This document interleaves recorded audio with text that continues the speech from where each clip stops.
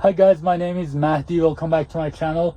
So in this video we're gonna talk about brokers. Basically, how are they being dishonest, right? For the past 8 months that I've been on load board, I've been getting loads, calling brokers, going through situations.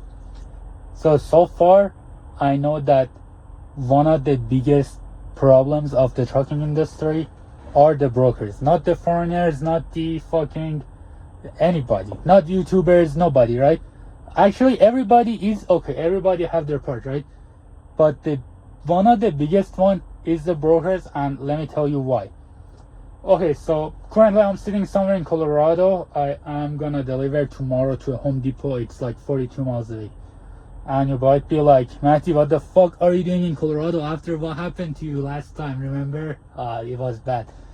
Which I still am getting some like, what do they call it? Some backlash from that trip, because let me show you on my steer tire. Here, let's go see. Okay, so I always somehow have some sort of tire problem, and I don't know if you can see right there. It is wearing out on the corner right here, and then when you come down lower a little more, right here is not too much, but right here is a little more. So over here I'm getting, what am I getting? Hold on, let me find the lowest point right here. And over here at the lowest point I'm kind of getting 9. What is it blurry? Yeah, I'm getting 9. I mean, you can call it 10. And same as over here, at the lowest point I'm getting 10. You can't really see it. You might be like, okay, why is it like, what does it have to do with last time in Colorado?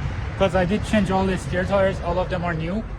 But what I think happened is I think I damaged my kingpin also on the steer axle.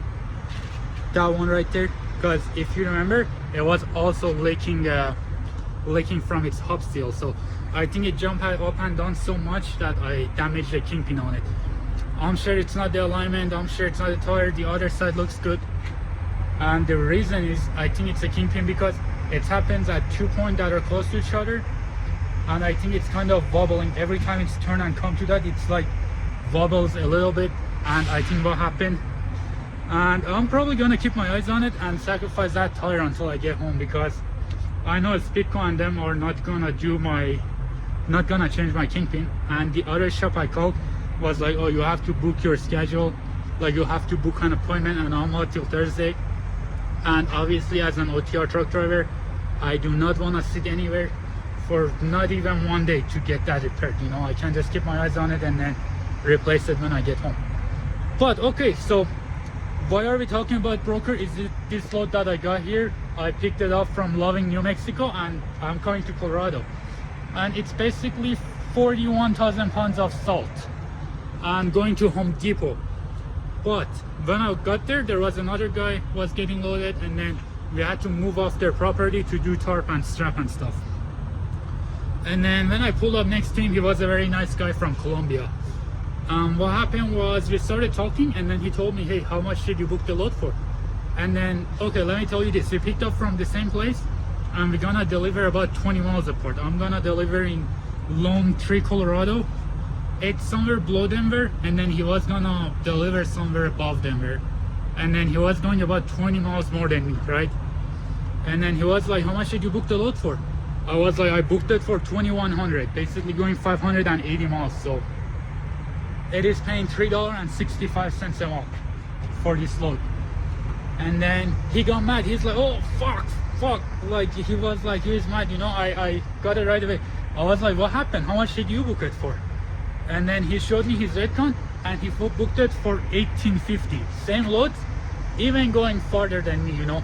Picking up from same shipper and same broker, C.H. Robinson.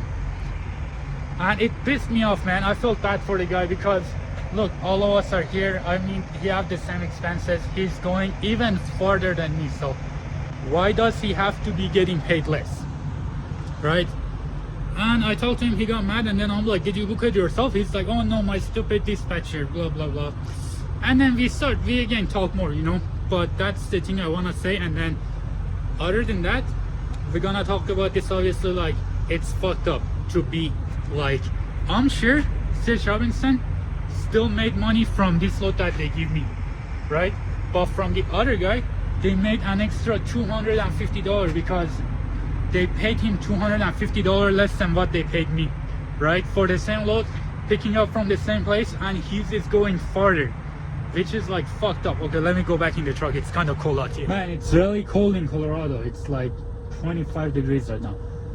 But okay, let's talk about why is it not good, right? They paid the guy like $3.20 to come to Colorado, which is still not that bad. Maybe a little bit less, maybe a little bit more. I don't know. I didn't calculate his cents per mile.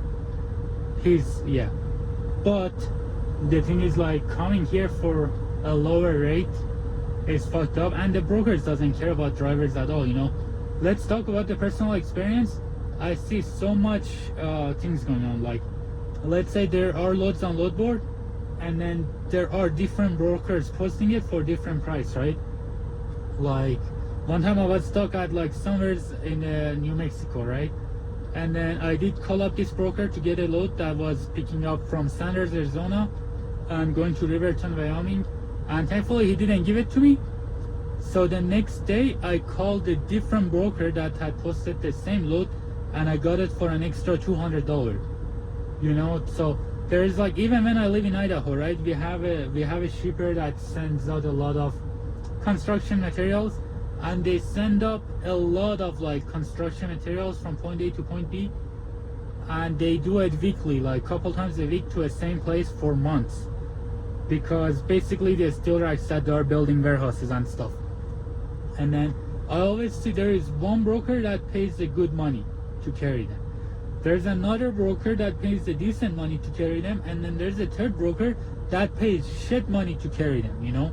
And I have never called that broker. But like, I know, like, let's say like a load that I pick up from Idaho Falls and take it to Franklin, Kentucky, I pick it up from my broker, I pick it up from $3,550, and then the other broker posted for $3,000, and then the other brokers posted for like $2,800, you know. And I know I carried that load before. I know like that broker is making a lot of money, and then there is some fucktards out there that are like taking that load for that money, you know. And that's sad, but what can we do? And I see a lot of like things going on with brokers. Like the other time, not the last trip but the trip before, I had to like go to a shipper, and then it took them forever to load me up, and then I keep asking them, hey, what happened to you guys loading me? You know, they're like, oh, you know, the forklift driver that was supposed to load you up, we don't know what happened to him, he's missing, he's not here, whatever, you know. And then I call the broker, and then the broker is telling me, okay, go ahead and come back tomorrow, we're gonna give you a layover fee, you know. I'm like, how much is the layover fee? They're like $250. I'm like, what the fuck, man? Like $250 for a whole day? You guys, like, literally early morning I was there at the pickup, and I left at like almost like 2-3 o'clock, you know, in the afternoon. And it sucked, you know. And then you tell them, when you tell them something, they'd be like, oh, that's in our carrier agreement. But who's gonna read that carrier agreement? Like, nobody's gonna read that, because like it's been happening to me a lot lately when me and my dispatcher going back and forth trying to like fill out the carrier packet. I get some like text message to my phone, like a security stuff, so I have to send it to him. And then by the time that we fill up that carrier packet, the load's already covered, you know. So now that you're telling me now I have to like read that before I sign it, which is suck. Or like TQL, many times I go there and then ask for detention, they never give detention, you know. One time even the guy told me, hey, take care of the time you are spending there and we'll take care of it. And then after I deliver the load, that's it. He never answered my phone, and I called a couple times. I was like, hey, Seth told me that, you know. I was calling his number and the lady was answering. I was like, yeah, Seth told me that, but they were like, oh no, Seth was basically not here no more. And every time I wanted to talk to Seth, they didn't transfer me to him. So they're like fucking around, you know, which is sad. And more things happen. Like, there was a load I carried that went picked up from Brookings from C.H. Robinson, and then let's say I was going back there, right? Not there, but nearby there, and then I was gonna be there in like 4 days. Let's say when I pick up a load and I'm going somewhere, I always like check the load board that where I'm delivering. I check the market to see how it is, right? And I see that C.H. Robinson posted this load that picking up from the same place, going to the same place that I go before, And one time I covered it for like $2.40, let's say, like $2.40, 50, something like that. It was a really good paying load, you know, that's why it stuck with me, it's stuck in my head. And then now I see the same load was paying like $1.52. But look at the catch here, it was picking up in like 10 days, right? So as I was going, I was keep looking, and then like, you know, like 3 days later, they have the same load posted for $1.62. And then like 2 days later, they have the same loads posted for $1.72. So like at the end of it, like what I'm trying to say is that they are fishing, you know, they are trying to like, they throw a cheap money out there and they are hoping that someone will take it, but no one will take it, and then they raise it slowly. That's because all they think about is themselves, right? They are trying to like raise their profit by giving out a cheaper load. Like, let's say it happened, you know, it happened to me, like TQL called me and I already had a load, I wasn't even planning on taking it, right? It was saying, hey, we have this load picking up from Rexburg, Idaho and going to whatever, somewhere in New Mexico, I think, you know. And then I was saying that I already had my load book, so I wasn't interested, but I was like, okay, let me see how much I can get out of this one, you know. I was like, how much is it paying? And then he's like, very low amount of money, you know, I don't have it on my head. And then I was like, oh no, thank you. And then he's like, hold on, like, what do you want? I was like, a lot more than that, you know, that's not gonna cover it. And then he was keep getting up the price, and then I was like, no thank you, no thank you, no thank you. And then he raised that price by like $500-600, you know. So that's what I'm saying. Like, let's say they have the money in the load, you know, the shipper pays them the money, but they're trying so hard to not pay that money to the drivers. Now that if you ask me, people are saying, oh, the recession's gonna be done, the freight recession and stuff, and I don't think so. It's because now that the brokers have been like using truckers for so long, I'm sure even if the shippers start paying better, the brokers gonna try their best to not give that money to drivers, right? I think it would be awesome if we had a, you know, I think some people want it to happen, some people are against it, but if, let's say I get a rate con, right?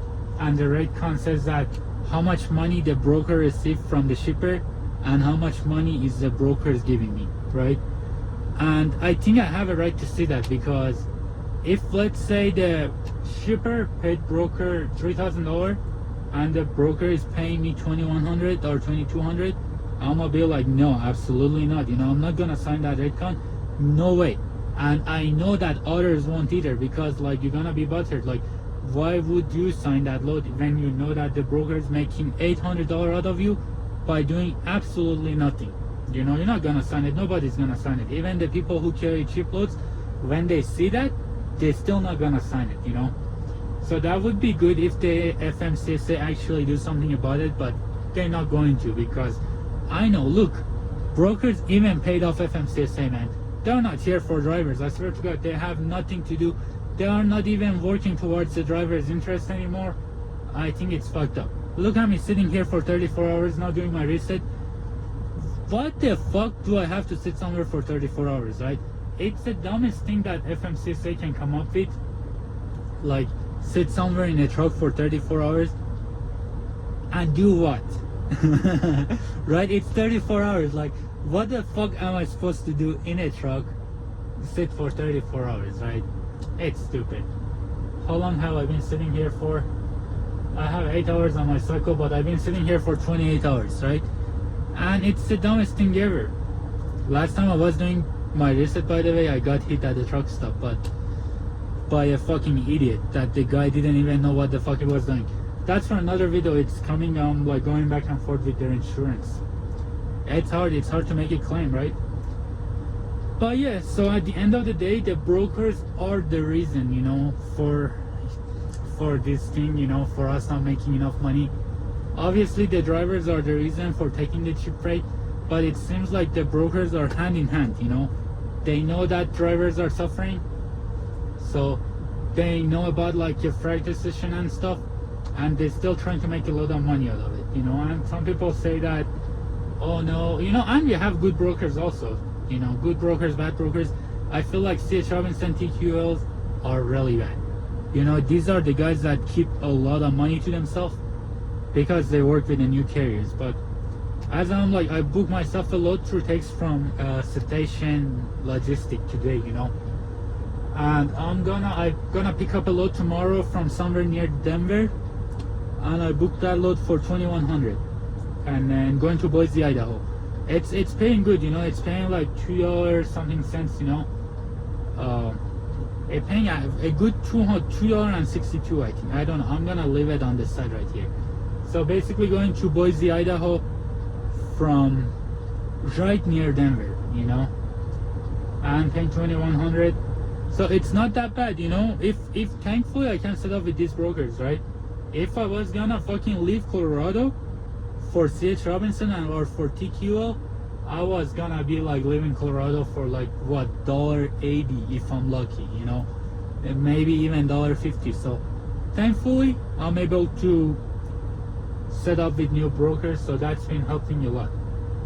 And going back to Idaho, now I can tell I have connections in Idaho, so I can email them, and then I know 2 brokers that I usually can get a load from them almost 90% of the time, and coming out of Idaho for like anywhere from 210 to 20 to 250, you know. So it's been going good. I've been doing good. All right, so I think that's it for the point of this video, and hopefully something changes with the brokers, you know. It's because making me cold from trucking, man. You know, when you go somewhere, like when I call TQL and be like, hey, I've been sitting here for like how much, for a long time, you know, for the past 4 hours I'm not getting loaded, and they be like, oh, okay, there is no detention because it's a first come first serve, you know. And I'm telling them, okay, I get that, but the person who came after me is getting loaded before me, so how the hell is that a first come first serve? My load is not ready, you know, what am I doing here? And they still be like, oh no, in our agreement it says, like in the rate con it says that no detention pay, you know. It sucks. It makes me cold, man. It makes me cold, like wanna drive off, you know. But it is what it is. Gonna see what happens. Hopefully the trucking industry will be a little better now, that hopefully the diesel will be cheaper. At least that's one thing I'm looking forward to for next year. But yeah, man, all right, I will see you guys in the next video. Peace out.